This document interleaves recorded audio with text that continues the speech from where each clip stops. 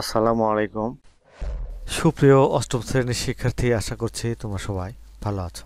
আজ আমি তোমাদের বাংলাদেশ ও বিশ্ব পরিচয় তৃতীয় অধ্যায় বাংলাদেশের মুক্তিযুদ্ধ এই অধ্যায়ের অনুশীলনীতে দেওয়া সৃজনশীল 2 নম্বর প্রশ্নের উত্তর নিয়ে আলোচনা করব। দেখো, গত পর্বে আমরা বহু নির্বাচনী প্রশ্ন এবং সৃজনশীল 1 নম্বর প্রশ্নের উত্তর নিয়ে আলোচনা করেছি। এখন আমরা এই 2 নম্বর প্রশ্ন নিয়ে আলোচনা করব। তার আগে আমরা উদ্দীপকটি পড়ে নেব। নাফিসের বাবা মুক্তিযুদ্ধের সময় ঢাকা বিশ্ববিদ্যালয়ের ছাত্র ছিলেন। তিনি বরিশাল এলাকায় মুক্তিযুদ্ধ করেন। তিনি প্রতিবেশী দেশে মুক্তিযুদ্ধের প্রশিক্ষণ ছাড়াই বাহিনী গড়ে তোলেন এবং নেতৃত্ব দেন। ক নাম্বার, আনুষ্ঠানিকভাবে স্বাধীন বাংলার পতাকা কত তারিখে উত্তোলন করা হয়? উত্তর, আনুষ্ঠানিকভাবে স্বাধীন বাংলার পতাকা 1971 সালের 2রা মার্চ উত্তোলন করা হয়। তারপর যৌথ বাহিনী গঠন করা হয়েছিল কেন? পাকিস্তানি বাহিনীর উপর আক্রমণ সুদৃঢ় করার জন্য বাংলাদেশ ও ভারতীয় বাহিনীর সমন্বয়ে যৌথ বাহিনী গঠন করা হয়েছিল। 1971 সালের মুক্তিযুদ্ধে বাঙালি গেরিলা যোদ্ধারা দেশের অভ্যন্তরে পাকিস্তানি বাহিনীর উপর ব্যাপক আক্রমণ চালায়। এই আক্রমণকে আরও গতিশীল ও সুনিপুণ করতে মুক্তিবাহিনী ও মিত্রবাহিনীর সমন্বয়ে যৌথ বাহিনী গঠন করা হয়।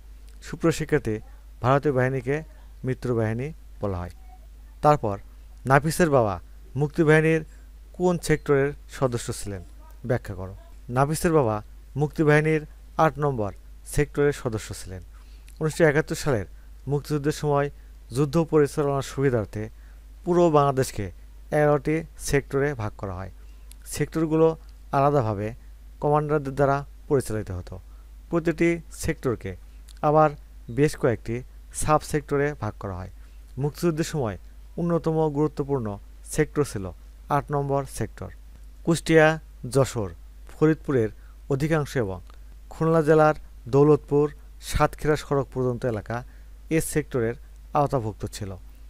এ সেক্টরের কমান্ডার হিসেবে মেজর আবু ওসমান চৌধুরী এবং মেজর আবুল মঞ্জুর যৌথভাবে দায়িত্ব পালন করেন।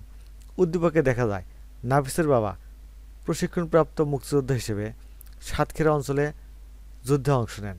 তাই বলা যায় তিনি 8 নম্বর সেক্টরেই যুদ্ধ করেছেন। তারপর উদ্দীপকে উল্লেখিত দেশটিতে প্রশিক্ষণ গ্রহণ ছাড়াও অনেকগুলো আঞ্চলিক বাহিনী ছিল যারা মুক্তিযুদ্ধে গুরুত্বপূর্ণ ভূমিকা পালন করেছে। মূল্যায়ন করো। সুপ্রিয় শিক্ষার্থী, দেখো, আমাদের দেশের অনেক লোকজন ভারতে প্রশিক্ষণ নিয়ে মুক্তিযুদ্ধে অংশগ্রহণ করে। এছাড়াও আমাদের দেশে কিন্তু অনেকগুলো আঞ্চলিক বাহিনী ছিল যারা মুক্তিযুদ্ধে গুরুত্বপূর্ণ অবদান রেখেছে। সে কথা এখানে বলা হয়েছে।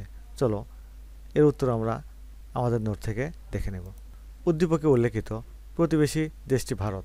মুক্তিযুদ্ধের সময় অনেকে ভারতে প্রশিক্ষণ গ্রহণ করে বাংলাদেশের মুক্তিযুদ্ধে অংশগ্রহণ করে।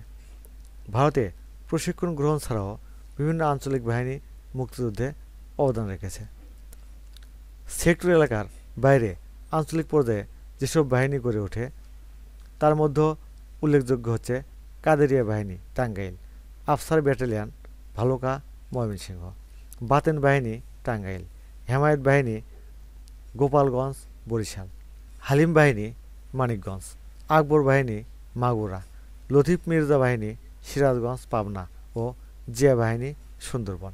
এসব আঞ্চলিক বাহিনী মুক্তিযুদ্ধে গুরুত্বপূর্ণ অবদান রেখেছে। সুপ্রিয় শিক্ষার্থী, আজ তাহলে এখানেই শেষ করছি। আগামী পর্বে আমরা এই অধ্যায়ের গুরুত্বপূর্ণ এমসিকিউ প্রশ্ন উত্তর নিয়ে আলোচনা করব। সুপ্রিয় শিক্ষার্থী, তোমরা এখনও যারা সোহান অনলাইন স্কুল চ্যানেলটি সাবস্ক্রাইব করোনি তারা প্লিজ সাবস্ক্রাইব করবে এবং ভিডিওতে লাইক দিয়ে দেবে। আল্লাহ হাফেজ।